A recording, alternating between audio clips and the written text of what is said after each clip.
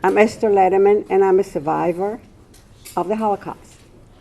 I live in Chapel Hill. You heard the whole background about the political and economic situation in Germany after World War I. You're all prepared for that, I understand. So you know what brought Hitler to power. I was born and lived in Poland, in the largest second city by the name of Łódź in Polish, and Lodz in any other language, and Litzmannstadt in German. They renamed that city after coming into Poland. I was the older one of two girls. We attended a private secular Jewish day school for girls, and we had a great childhood. Loved and spoiled, indulged in every wish appropriate for the time and circumstances. Studying came easy. Life was good. I spent a lot of time figure skating, where I could let my imagination fly and pretend to be everything and anything I wished for at the moment. I'm telling you about all these seemingly unimportant details to emphasize the fact that my life as a young girl and teenager at that time was not very different from you. Carefree, right? We never think that circumstances can change and thus change our whole life. We spent the summer of 1939 in the country as usual, and after return to the city at the end of August, we saw mobilization posters, and there was an air of feverish anticipation being constantly built up by the members of our Polish government, assuring the citizens of thorough preparation for the war and the great courage and power of the Polish army. Well, we were all very patriotic, especially we, the youth. On a Friday, September the 1st, 1939, the Germans broke through the border and invaded Poland without declaring war. The Germans called the invasion Blitzkrieg, lightning war. The German army entered my hometown Łódź on September the 5th, and our lives changed immediately. We still attended school. It was an ongoing phenomenon.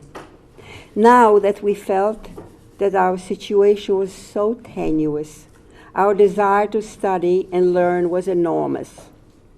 We who never took anything seriously were so greedy for learning and exploring new fields. Unfortunately, that situation did not last long. Persecution of the Jews has begun. Before the war, when we heard rumors of horrors happening to the German Jews, we exercised our merciful quality for self-delusion. It cannot be true. It happened there, and it cannot happen here. But it was happening. My father was caught in the street by a pre-war acquaintance, a Polish German, to perform some humiliating tasks. And he became a very frightened man and left Łódź for the town of his birth, a small town by the name of Chmielnik. My mother refused to leave. She refused to go to a small town, and she was not going to raise her girls in a small town.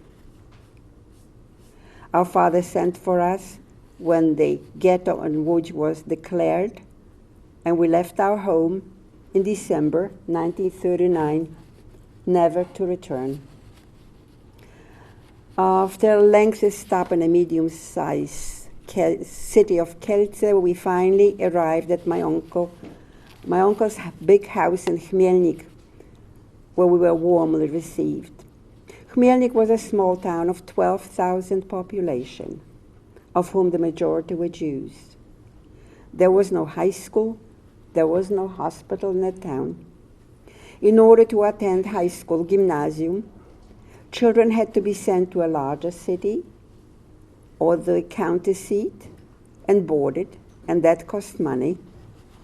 So among the Jewish population, who were for the most part poor, there were very few youngsters attending high school. At that time, to be able to attend high school, and that was true in the whole country, was a privilege. A high school graduate who passed qualifying matriculation examination was assured of a good job and a chance to attend the university in their chosen discipline. Not so for the Jewish youth. Universities were restricted to a limited number and then completely excluded from any opportunity for Jewish young people to attend the university. The Jewish population in the town of Khmelnyk was swollen by a number of refugees from larger cities, where people felt they had a better chance to survive. Some of these people came voluntarily, like we did, and some were forcefully evacuated by the Germans from territories annexed to the German Reich. All of these people left their belongings and possessions back home and arrived with very little, actually with whatever they could carry. After a short time, their resources were exhausted, and the official food rations accounted for very little. The rest had to be purchased on the semi-official black market, which was supplied by the surrounding peasants, who didn't hesitate to extract exorbitant prices or barter for household articles, jewelry, etc. Schools were closed. My sister and I met some teenagers. We tried to study and keep up with our missed curricula in small private groups led by displaced teachers. Textbooks were available. There were no labs, no gym, no playground. Classes were limited to groups of 6 to 7 youngsters and were held in people's homes, clandestinely. Ownership of a radio, leaving a restricted area of the ghetto, teaching, assembly for whatever reason, whether religious practice, social or political, were punished by death. All this was still before the establishment of the death camps. This was 1939 to 41. That was a time I met a young boy, Esther Lederman, who lived with his parents and older brother in Khmelnyk. We were seeing each other. I liked him. He didn't like me too much. I was a snob. We used to go out for walks. We talked, learned about each other, and talk about each other's dreams and fears. And there were fears, shattered hopes, blocked thoughts, and plans for the future, seeing our lives extinguished before they began. On October the 1st, 1942, all males 15 to 45 and females 15 to 40 were ordered to report at the marketplace. There was a selection of workers for a labor camp. A friend of mine, a ghetto policeman, took me out of the lineup and made me run home. I did. I got home and found my mother and sister in tears. My father was taken away. What are we going to do?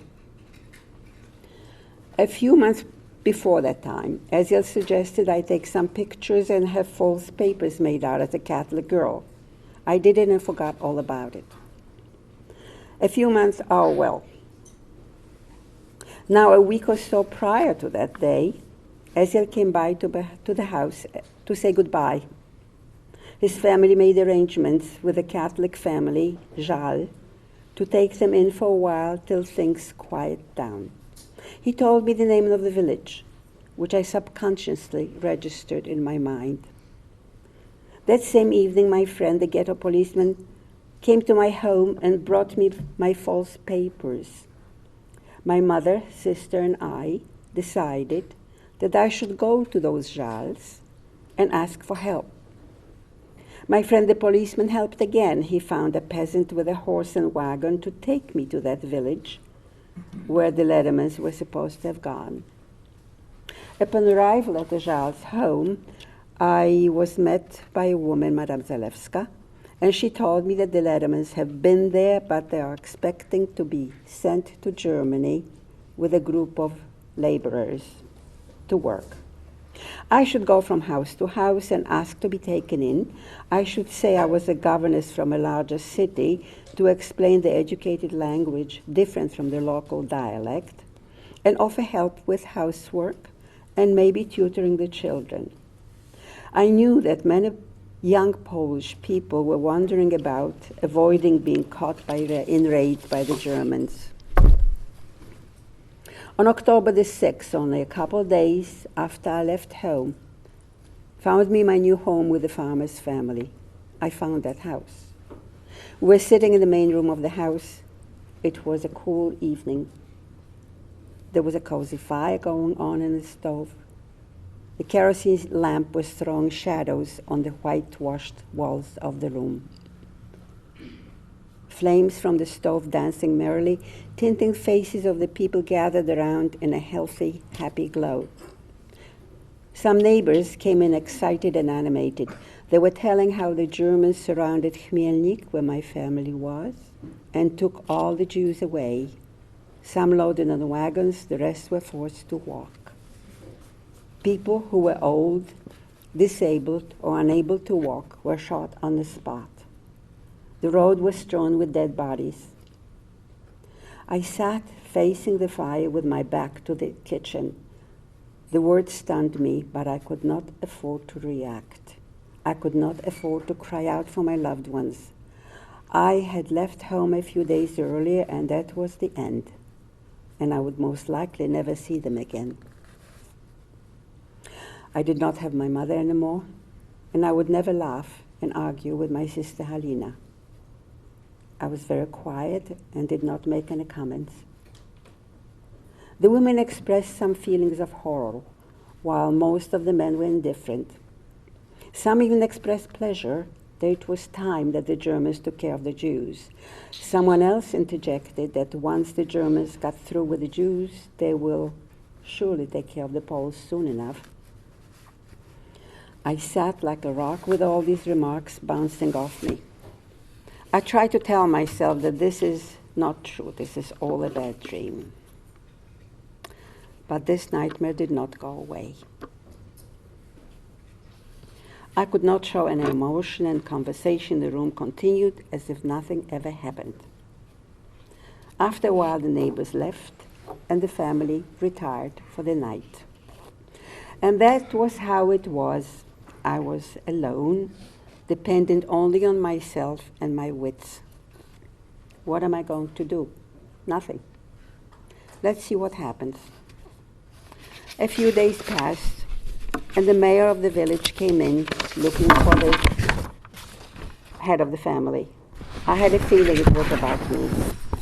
Sure enough, he said there were rumors in the village that I was a Jewish girl, and if my papers were all right, it's okay. I knew my papers were not all right. I gave him my papers with a brave smile on my face, and he left. The head of the family said to me that it's okay for me to stay as long as my papers were all right, but he was afraid. He had a family. And I thanked him for the hospitality and for the kindness, and I left. 5 minutes. I joined the Ledermans with the Jals family, and we spent 22 months in their home. 22 months of continuous fear and uncertainty, and living with this family where we had shelter and food and words of encouragement and news from the BBC, from the underground, and literature and textbooks to study. And they offered us the greatest gift of life. They saved 5 human beings. I'm the last one of my family, and he's the last one of his family, and I'm in constant touch with him. And I just spoke to him about 3 days ago. And you know the story of Anne Frank, where there were parents and 2 girls, and the 5th one was the boy. There were 4 Ledermans with 2 boys. I was the 5th one, and I married the younger boy. And we had a wonderful life. We came to this country, and we had 4 children. And unfortunately, he died. He was a very wonderful physician, saved many lives. And I have 4 great kids. And that's how I have to finish my story, but I wrote a book. If you want to know more, go ahead. Thank you. Thank you for listening.